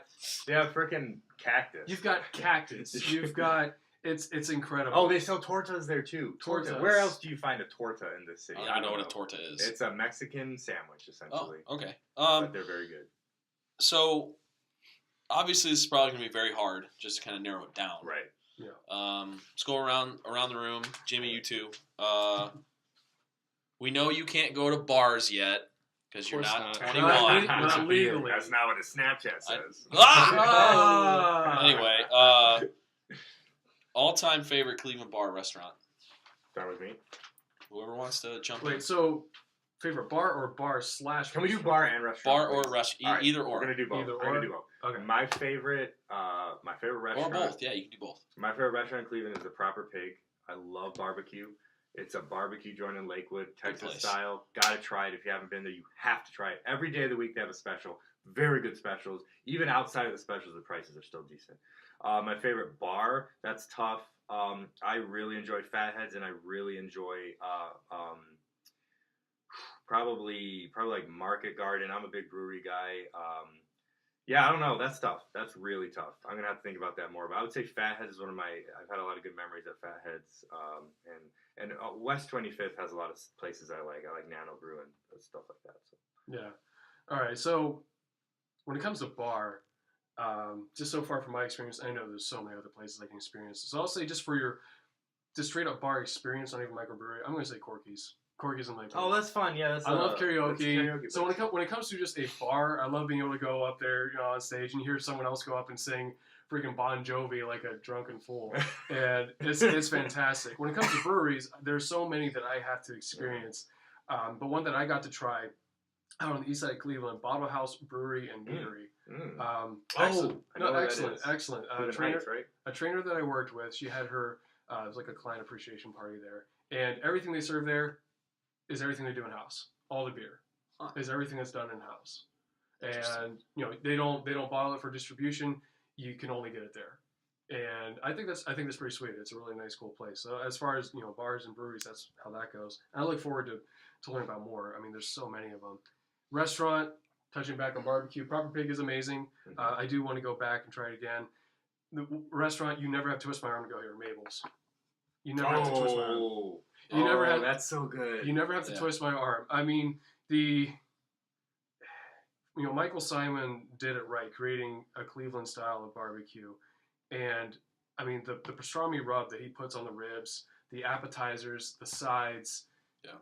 It's incredible. I think the lamb ribs were one of the best. I had the lamb ribs, and they were fantastic. Every time I've been there, I have not been disappointed. And like I said, it's never even a question. You want to go? I'm there. Mm-hmm. For me, I asked the question and I have no idea. My favorite restaurant, love Mabel's. That might have been my choice, but just for the sake of saying something different, I'm half Italian, so I'm very, very picky when it comes to Italian food. This is true. Like everything in Little Italy is great, but Bucci's in Middleburg Heights and J Bell in Strongsville. They're owned by the same family, so but they have the best Italian food that I've sampled in Cleveland, and it's the closest thing to my grandmother's authentic Italian food that I've ever had. Like their sauce, like the biggest thing with Italian food is sauce. The sauce has to be good, and a lot of places like I'm not even gonna mention the place that we do not speak of. Yeah. Olive Garden. You can say it. I'm not going to. Olive Garden. But I tagged him in a good meme about Olive Garden earlier. Oh, I saw that. Yeah. But anyway, yeah, it's all about the sauce, and they do it right. Bar for me, I really like in the summertime. I love Nano Brew in Ohio City. Great, yeah. I mentioned Their that. patio, Nano Brew is one of my favorites. and they have like an upstairs patio almost. That's got a big fire pit. They have a bar outside. It's fantastic. That's great. But And they have great beer because they have all the market gardens. Yeah, but I love Market Garden. And around Christmas time, you can't go wrong with Great Lakes. Great Lakes going for that opening. I went for the tapping. We all went, didn't we? Christmas sale. Or you went for the actual party. Yeah. Us Right. three went. But like, we did the go. next week or something. We went. That was the next day. The next day. That's what. Yeah. So I went with a friend of mine for the actual like tapping party or whatever. It was so much fun. I mean, it was so packed, but we were able to get some Christmas ale. It was so great. They have the bar downstairs. They have this like party room in the back, and then they have their normal like like a normal like brew hall or whatever restaurant. But it was so much fun. But Jimmy, what's your favorite restaurant? Favorite restaurant? Yeah, You guys are gonna hate me for this. Uh-oh. Chipotle. No. You're a college kid. I heard No, you say that. let's hear him out, and I'll tell him how he's wrong. Oh, Easy. All right. Typical answer from a college kid. Mario. Barrio. Okay, no, Barrio's good. You can't- Barrio's Not gonna hate on that. Yeah. No, Barrio's I good. will. Yeah. Barrio's- what would you Let's hear- consider let's hear- Barrio? Barrio is a type of they have some authentic elements like Mhm. barbacoa. They have the asada, carne asada. They have some good stuff. They even have the cilantro and onions topping, very authentic. Yeah. The tortillas are decent, like Yeah. they're very good. The salsa is It's all surprisingly very good. reasonably I'm priced. a fan of Barrio. This is coming Oh, I from love a guy. Barrio. Yeah, I love Barrio. I can go there. I'm probably never gonna turn you down. Like you said, Yeah. Mabel's. Right. Barrio's kind of like my Mabel's, where if you say let's go to Barrio, I'm like, all right, let's go. I'm not going to be upset. No, Barrio's The best thing about Barrio to me is their salsa is just incredible. It's good Mm. and it's It's free so and it's good. good. I love Unlike, it. what was the other taco place we went to? Oh, The Taco one- Tontos. Taco Tontos. Oh yeah, it's like a Alright, Barrio. no. It's like a cheap Barrio hipster Yeah, knockoff, I'm Base- and they no, charge for I'm chips and still salsa. mad. Oh, Any I'm place still- that charges That's chips bad. salsa, you Write 'em automatically lose like 5 points. Yeah. So, Automatically. yeah. I left them a poor review on Facebook. Here's the thing: their margaritas were bomb. They had like 10 flavors, and they were all really good. The drinks were strong, but everything. I'm sorry. No, the food was disappointing. Don't get It's me very wrong. disappointing. And you don't pay for salsa. And they Period. and how did they describe the large burrito? It was like El Bigo. El Bigo. Like that's Well, that just was like, that was the waiter. Oh no, wait, yeah. The Was it on the waiter- menu or did the? No, it's on the menu, and then like the waiter like was flustered. He was like, "Would you like that El Big?" I'm like, "Okay, first of all, rude. Like, don't jack up our language like that. You could say, "Would you like that grande?" if you want to be funny. Like, Well, what do you consider Starbucks then? Because they call their medium a grande. I hate that system. I always look at them in the eye and I say, "I'll have a small, please." I'm like, "Oh, you'll take a tall or whatever." It's I don't not know. a tall. It's a small. What's that? There's a scene from the movie Role Models where I he's have not like, seen that movie. I saw that years ago. oh, tall is large, grande is Spanish for large, and venti is Italian for large. Congratulations, you're stupid in three is it? languages. I didn't know that. Yeah, it's in Role Models. It's Paul Rudd. No, it's been years. Anytime I go to Starbucks, I think of that scene. Yeah, no, and Starbucks. it's true. Honestly, Burnt just coffee. By the way, tip for Starbucks: ask for a pour over. You actually get Pour good over? coffee. Ask for a coffee, but say, Yeah. "I'll like it in a pour over, please." Mm. They're like, "Oh, you sure?" And I'd be like, "Yeah, I want it in a pour over." Yes, for a pup cup. I don't know what that is. They just fill They fill it with. Oh yeah, I give Yeah. Champ that all the Yeah, time. they fill it with like whipped cream. Oh, he loves it. It's his favorite thing. He dips his nose in the little cup Aw, thing. That's so cute. And then Champ licks it is up. his son, by the way. Everyone. It's my Dan, dog. Dan has a kid. So. Yeah, yeah. I mean, easy. Before we wrap up the food, I want to do this, please. Can we go through our favorite pizza places in Cleveland? Who wants to start? oh my gosh. I'll say mine. I'll just That's go. I'll tough, straight man. out and I'll say Pizza mine. places. The best tasting pizza, Pizza 216, in my opinion. The best Yeah. pizza deal, Mondays at Angelo's, half off. Oh, yeah. Can't beat it. No, yeah. Can't beat it. I think we might go. I don't know about Jimmy. I think we might go 3 for 3 on that one. No, honestly, I'm just gonna go ahead and say it. So, I mean, we've tried other places. Crust and Tremont is excellent. Crust and Tremont's Citizen good. Pie Edison, is really good. Edison's good. We went to Edison's Edison's is last good. night. Edison's is good, not in my opinion, on the level of Citizen Pie or Crust, but it's still good pizza. I think it's more of the. I feel like Edison's is a place you want to support instead of your chain places. Yeah. It's good pizza. For sure. And I think that it definitely deserves your patronage. It's good pizza. But when it comes to like best pizza in Cleveland, I mean, like I said, I'm with Jordan on this. I'm going to say Pizza 216 as far as so I've good. And It's ridiculous. and good. best deal. You guys are both welcome, by the way. Yes. No, Dan seriously, introduced no, us. seriously, Dan courtesy of Dan. And now that they're open, we can start sharing. Yeah, with they're our open friends. again, which is exciting. It's just there's something about a wood fire pizza. It's incredible. And I mean, legit wood fired pizza. I mean, there's other places. legit. Yeah, it's not Pizza Fire. No, I mean, Pizza Fire is for someone in part. Pizza Fire has its place. It's It good. does. It's place. It's good. It has its place. Nothing against Pizza Fire. Yeah. But when you go into Pizza 216 and you sit there and you just see the hearth, you can see the fire, and I mean you can smell it, and honestly, it comes out so quick. And this is also the mark of a good pizza to me, in my opinion. When you only need one, maybe two ingredients on a pizza, Right. that is excellent pizza. Ingredients or toppings? I'll say toppings. I mean, we'll just go based off of you go your standard sauce and cheese. Yeah. When you only need one or two toppings, And that's like good. that to me is a mark of an excellent pizza. And Pizza 216, we've been there a couple times. Honestly, All you have to do is just get pepperoni. all you need is pepperoni. Or And sausage. maybe throw sausage on there. Maybe banana do peppers. You do fresh basil. You could throw something else on there. But honestly, just pepperoni pizza. It's My a hidden gem, folks. Gosh, It's in East 4th Street. Well, it's in the T-bone of East. it's Yeah, on it's- on Euclid. It's right across the street from Corner Alley. Right. Right. And then as far as deals go, I actually did get to enjoy half price pizza again.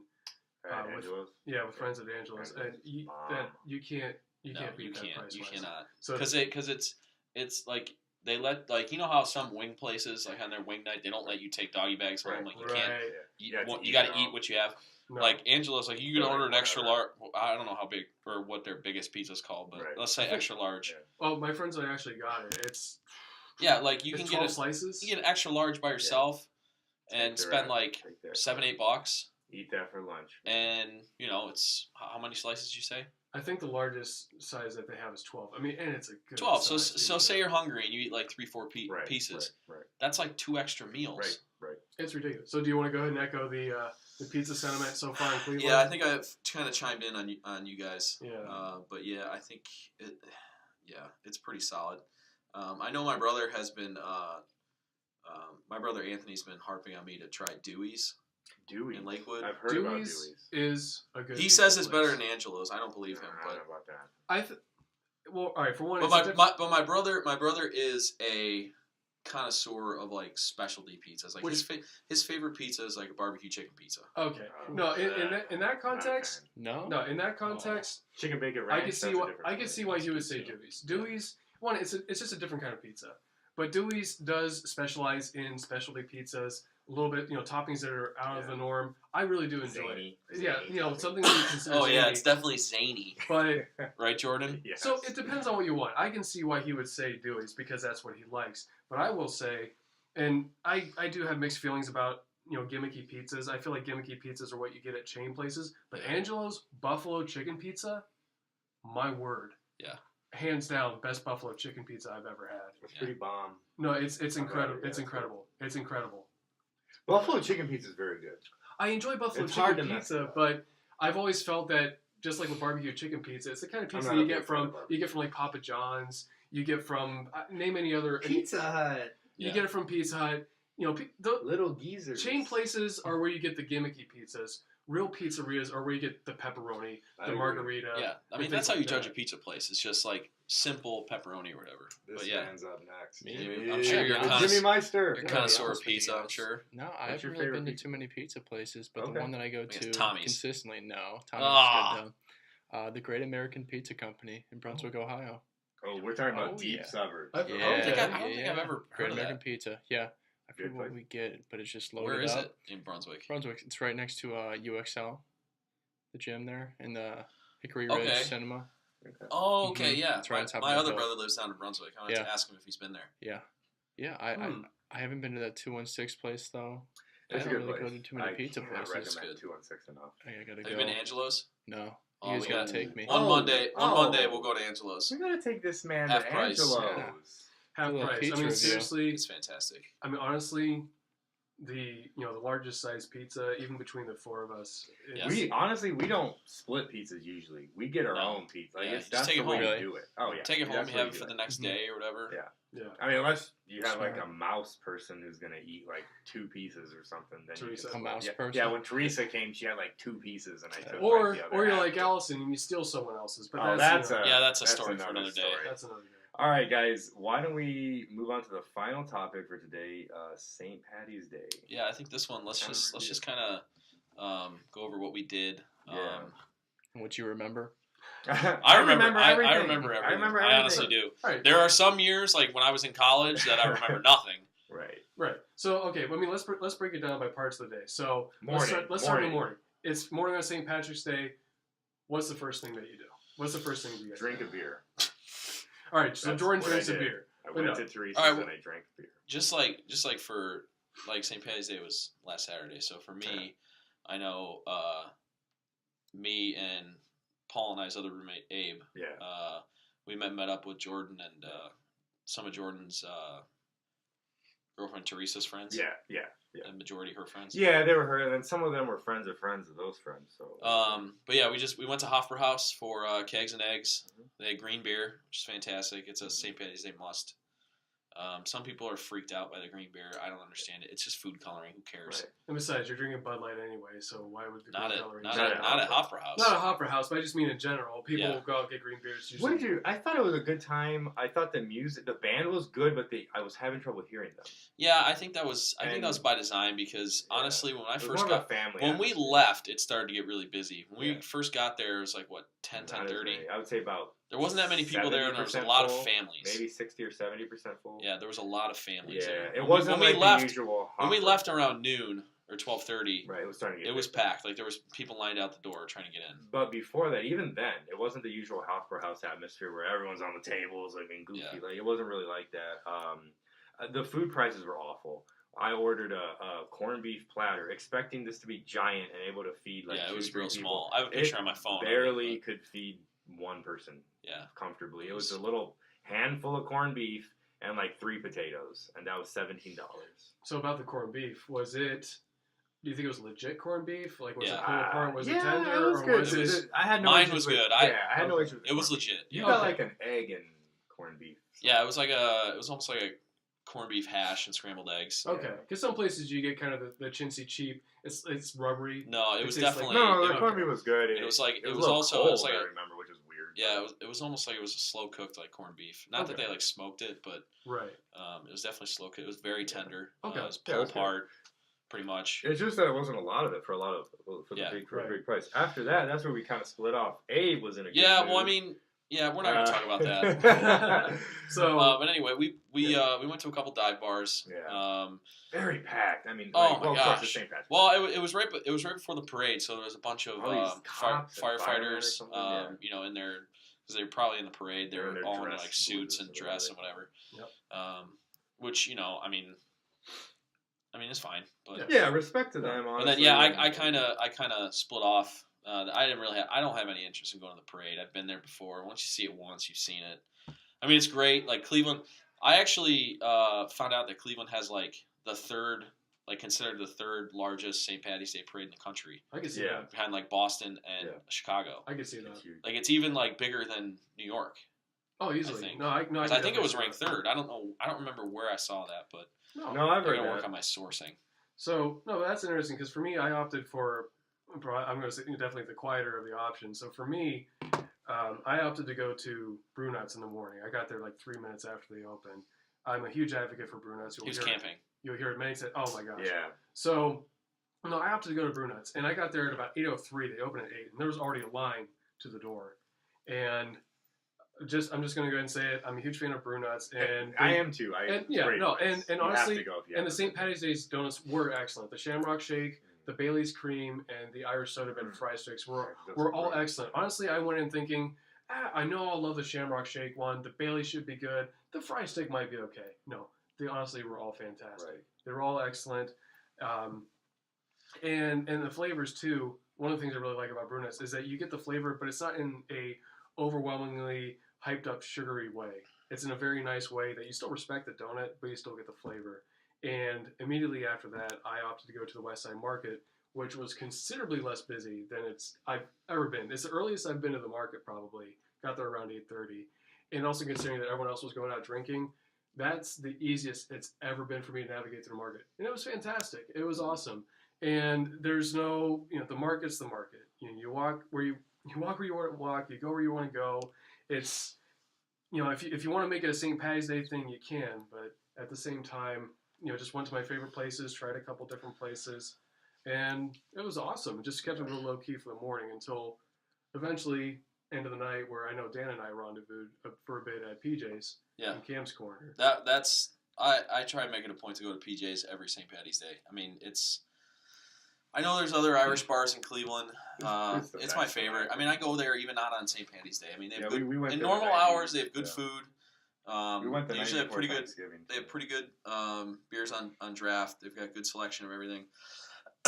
And then Mary's Lane plays there every St. Patty's Day, and they're fantastic. Yeah.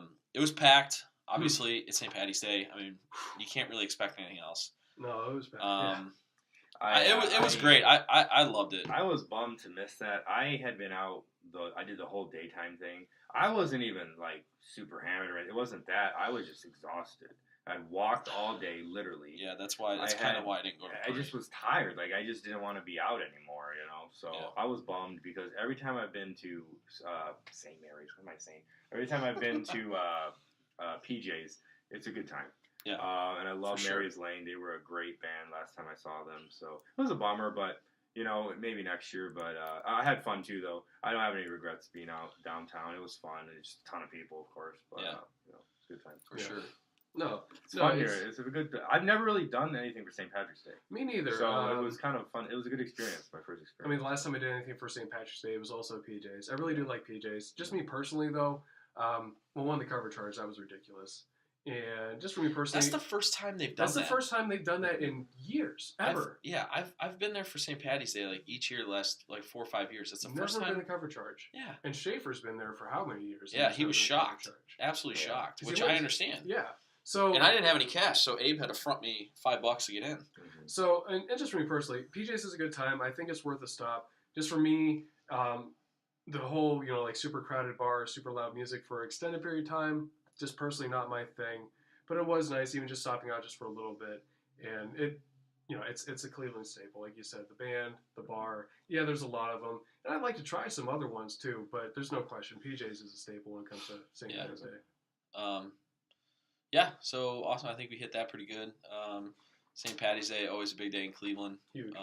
There have been years where I'm sure all of us have gone hard for St. Patty's Day. Did you do anything for St. Patty's Day, Jimmy? That was in Florida. Oh, never mind. Were he responsibly This is a Cleveland podcast, so we're not going to go into how great the weather was. I know I got a Snapchat from him sitting on the beach at like 7 in the morning, and he's like, "Oh, it's cold. It's like 50 degrees." Come on. And then in like 2 hours, it was 75. Yeah. Okay. But anyway, so I think this is a good place to leave off. Just kind of wrap it up. Just real quick. What we might have coming up next time. We're gonna try and do this maybe twice a month, every other week, or something like that. So next time, we're gonna be closer to the draft. Hopefully, we'll have a good idea of what the Browns are gonna do. Let's see, 2 weeks from now, we're into April. So it'll be really ramping up for the Cavs for the playoffs. The Indians will be just getting started on their season, so that'll be cool.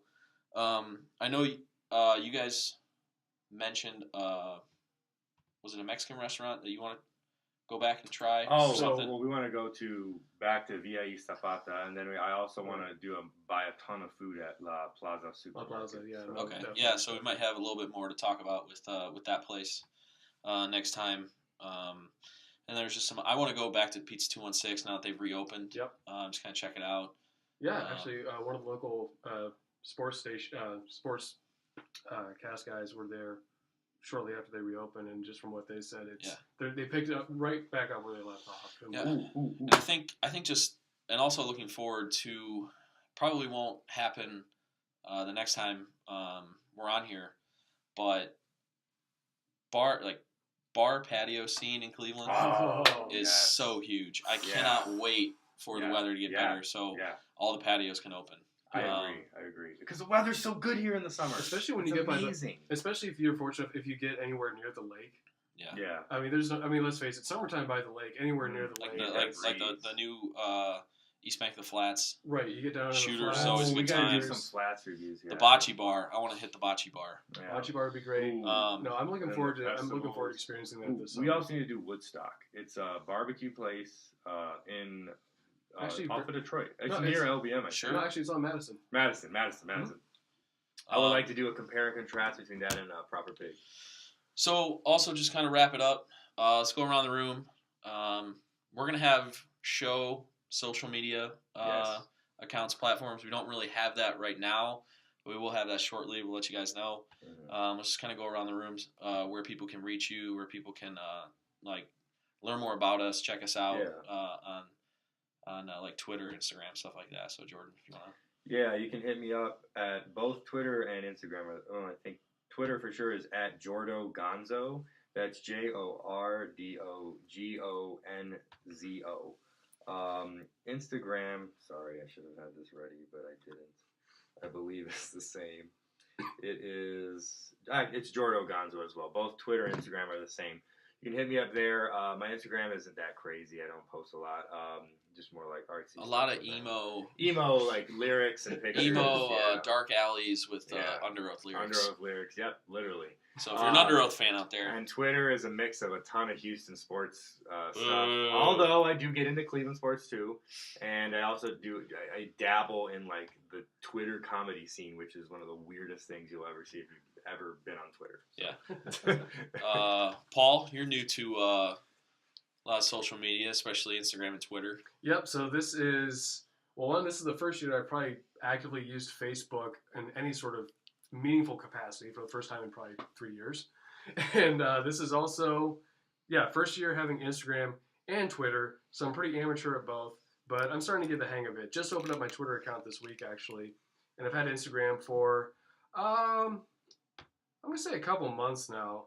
I'm definitely much more used to it than I am Twitter. But like I said, I'm learning the handle.